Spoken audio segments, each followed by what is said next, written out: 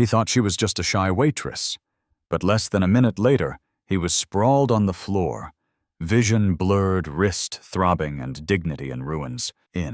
Bryce Miller, leader of the biker gang Steel Vultures, strode into Riverside Grindcaf with 4 of his cronies intent on mocking, humiliating, and basking in his own sense of power. What he didn't expect was that just 43 seconds later, he would be the first one crumpled on the hardwood floor, eyes clouded with blood, wrist numb-locked in a hold usually seen only in military training videos. The laughter died instantly. No one in the caf could process what had just happened, except for the woman standing silently over him, Casey Morgan. The blonde waitress in a plain gray sweater, who seemed so fragile at first glance, turned out to be the only person in the room unshaken. As Bryce writhed beneath her, she didn't tremble or lash out in anger. Casey's gaze remained cold, steady-like. This was nothing more than another routine task. Her left arm, marked by 3 long scars from wrist to elbow, stayed as rigid as a mechanical device, evoking the image not of a victim, but of a warrior who had walked through fire and survived. And that was only the beginning, because behind that 43-second takedown lay an entire chapter of blood, betrayal, and honor that had never made it into the official record. Despite the calm exterior and quiet routine, Casey Morgan was no ordinary barista.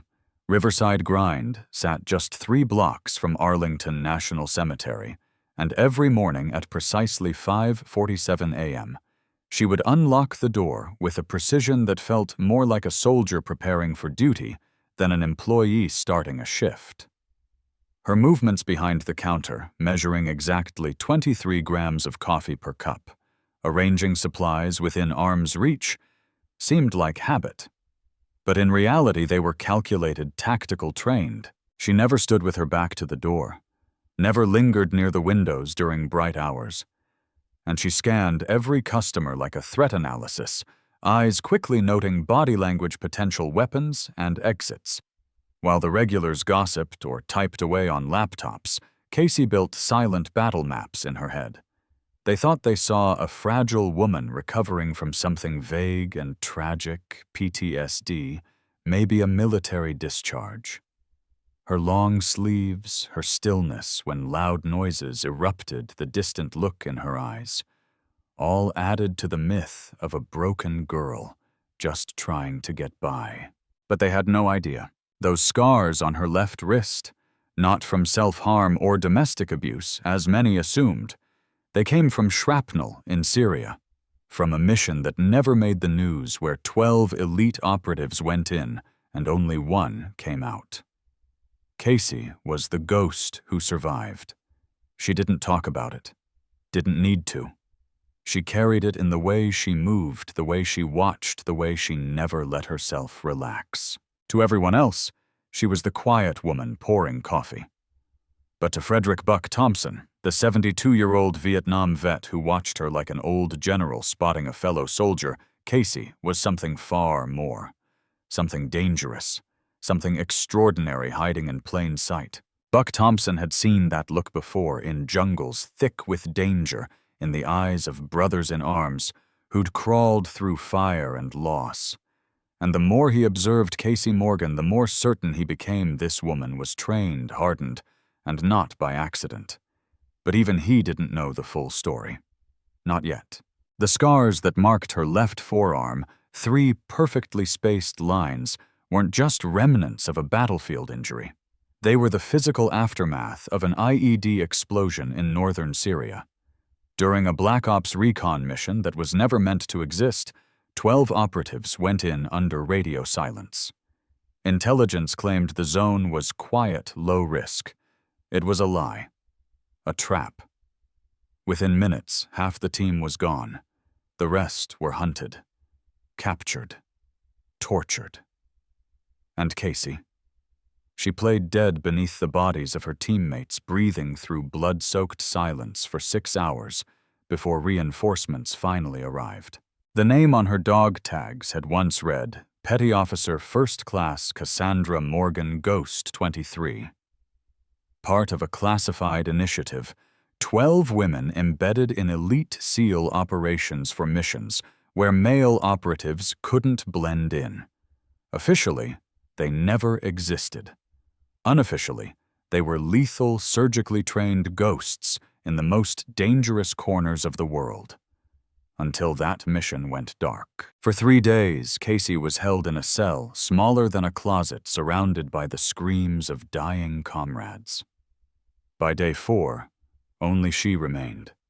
And by day 5, she'd escaped, leaving behind silence fire and the wreckage of betrayal. The pain hadn't broken her. It had refined her. But society had no place for a woman warrior returning without a parade, without a team, without a file that proved she'd even been there. So she took the only path that allowed her to vanish. A new identity. A quiet job. A place where ghosts could blend in and perhaps one day heal. Riverside Grind wasn't just a coffee shop. For Casey, it was a graveyard of memories and a sanctuary of control. Until 5 bikers decided to pick the wrong ghost to haunt. The morning had unfolded like any other. The scent of espresso drifted through Riverside Grind, mixing with quiet chatter and the clinking of cups. Casey moved like clockwork, eyes alert, back never to the door, fingers trained to sense tension before it erupted. Then, just past 8:30, she felt it. The ground didn't shake, but something inside her did, an old reflex kicking in. That low collective rumble of Harley-Davidson engines moving in sync, growing louder as they approached. Her hands froze mid-tamp at the espresso machine. She didn't need to look.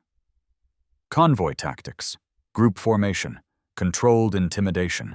She knew it too well. Through the front window, 5 men dismounted their bikes. Big, loud, and confident. Leather vests, Confederate flag patches, and swagger that reeked of dominance. Bryce Miller led the pack, 6'2", graying beard, a smirk that had been used to break spirits. Behind him, Tank Carson, a 300-pound wall of muscle, Snake Rivera tattoos crawling up his arms like stories told in bruises, and the Peterson twins, Diesel and Chrome, always moving in sync, eyes, scanning for the weak. They didn't walk in, they invaded. The door chimed, but it may as well have sounded like a war horn. Conversations stopped. Chairs creaked. Penelope Hart, the mayor's wife, shrank back with her designer purse clutched like a shield. Even the regular construction crew near the window paused mid-joke, their faces turning toward the show. Casey didn't flinch. She kept wiping the same spot on the counter, but her weight shifted, balanced on the balls of her feet now. Exit routes counted. Makeshift weapons within reach. Line of sight to each hostile secured. Bryce swaggered forward, planting himself across from her with a grin soaked in mockery. "What do we have here, little Barbie, pretending she runs a coffee shop?" His voice boomed, meant to draw eyes, meant to humiliate. The others followed his lead, tossing out jeers like knives, cruel, rehearsed, sharpened. Casey didn't bite. She looked up, eyes steady, emotionless. "What can I get for you?" That was the first crack in Bryce's confidence. He expected fear, maybe anger. Instead, he got nothing. No emotion, no weakness, just the neutral calm of a woman who had survived things he couldn't spell. 5 black coffees, he sneered, leaning in close. "Think those pretty little hands can manage that without breaking a nail?" Laughter erupted from his crew. Spectators smirked nervously, but the moment had already shifted. Casey wasn't playing their game. She was calculating theirs, every angle, every position, every second. And they had no idea that in exactly 1 minute their world would go dark. Bryce kept pushing. When Casey's calm expression refused to crack, he doubled down louder, meaner. "You deaf, sweetheart? Or just too stupid to know when men are talking to you?" Tank slammed a massive fist on the counter, rattling the sugar jars. The room jumped. Penelope gasped. Even the construction crew went quiet, unsure whether to laugh or leave. But Casey, she didn't even blink. Snake Rivera leaned in next, voice dripping with venom. Bet she folds if you ask her to make a latte.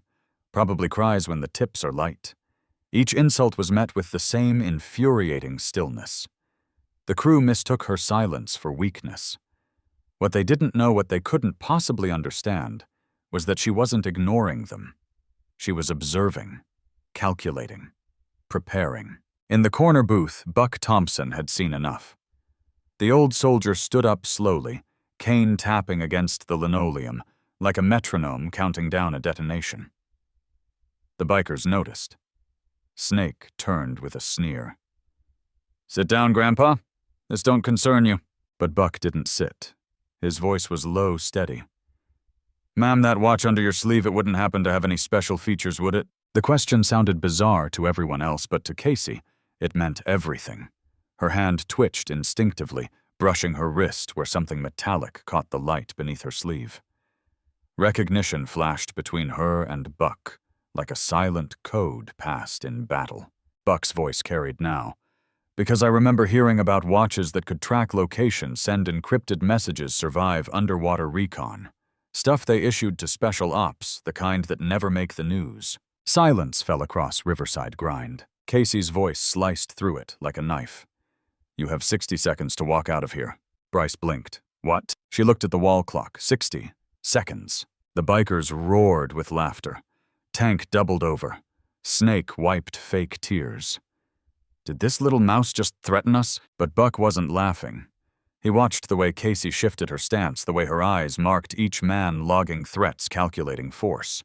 And it hit him. It. "Sweet Jesus," he whispered. "Your ghost, 23. The name struck the air like a thunderclap. Bryce's grip faltered, confusion replacing arrogance. But it was already too late. They weren't facing a barista anymore. They were facing a legend, the ghost who was never supposed to survive. And now she wasn't hiding. Bryce didn't let go, not yet. His fingers tightened around Casey's scarred wrist, desperate to reassert control. But the moment contact was made, everything changed. Casey's body reacted faster than thought, a sudden seamless shift from stillness to motion. The calm barista was gone. What stood in her place was a weapon honed by fire and grief. In 3 swift movements, she broke his grip, locked his arm, and drove him to his knees. The entire coffee shop froze. Cups clattered to the floor.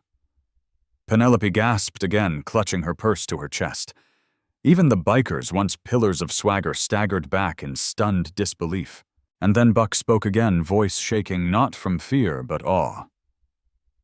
"Your call sign, Ghost 23. The words weren't a question. They were confirmation. Bryce's eyes widened. "What the hell is Ghost 23? Some gamer tag?" Buck turned slowly, fixing his gaze on the others. Ghost 23 was the name they gave Petty Officer First Class Cassandra Morgan, SEAL Team 6, Specialized Maritime Operations. Missions so classified, they don't even whisper about them in D.C. The weight of his words fell heavy. The construction crew, silent, now stared, as if seeing Casey for the first time. The bikers stopped moving. Tank, still by the door, murmured in disbelief, "Women can't be SEALs." Casey stood upright, brushing Bryce's hand from her uniform as if shaking off dust.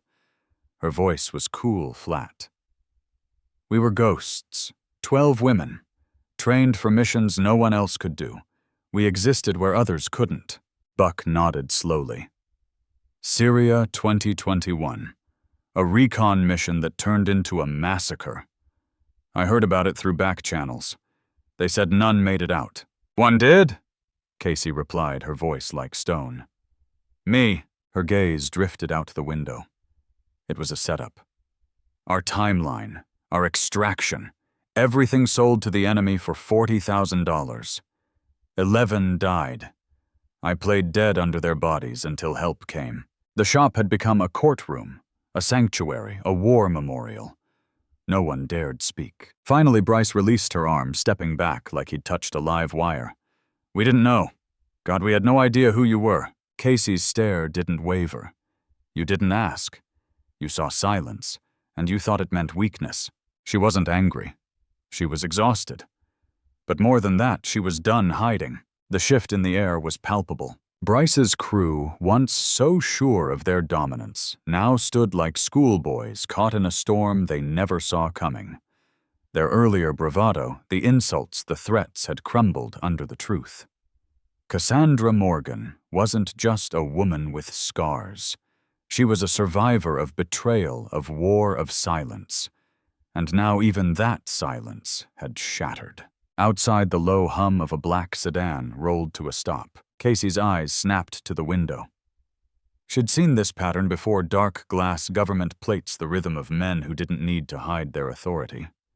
Her body stiffened, and without turning, she whispered, "Buck, get everyone out." He followed her gaze, jaw tightening, as recognition flickered across his weathered face. "How long have they been watching?" "Since I got here," Casey said. This identity was a gift, but it only worked if they didn't decide to bury the past. The sedan door opened. Colonel Richard Sterling stepped out, polished, composed, his dress uniform immaculate. He looked like a man used to controlling narratives, congressional hearings, classified briefings, polished press statements. But Casey, she wasn't another file to redact. Buck's voice broke the tension. "That's Sterling. He briefed my unit back in the 90s. He was supposed to support our missions, not sell them out." Casey's jaw clenched. He did more than sell us out. As Sterling entered the shop, flanked by federal agents in civilian clothes, Bryce and his crew instinctively moved aside, no longer alphas, but bystanders in a story far bigger than they understood. Casey didn't flinch. She didn't speak until Sterling tried to fake warmth. "Petty Officer Morgan," he began.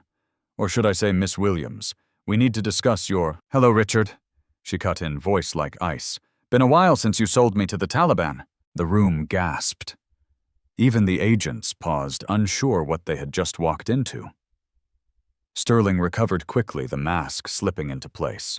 "You're clearly suffering from PTSD." But Casey didn't blink. She reached behind the espresso machine and pulled out a small flash drive, holding it up like a crucifix to a vampire. "This contains every message, every payment, every lie. 3 years of proof. You sold out 12 Americans for 40 grand. 11 died.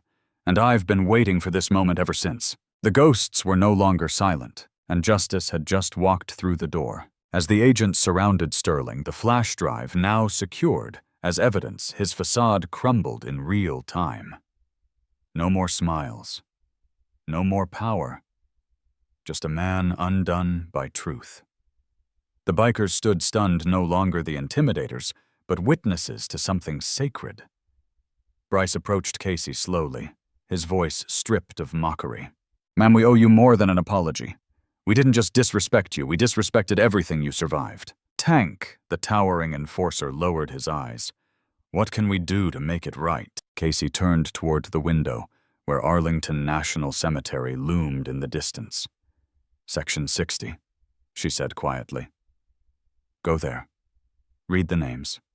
Understand what real sacrifice looks like. Then maybe you'll carry it with you the next time you choose to judge someone." They left without another word, their engines no longer roaring, just rumbling with humility. 6 months later, Riverside Grind had transformed. Veterans came from across the state, not for the coffee, but for the quiet understanding that lived behind the counter. And Casey. She still measured 23 grams of coffee per cup. Still kept her back from doors. But now she no longer watched just for threats.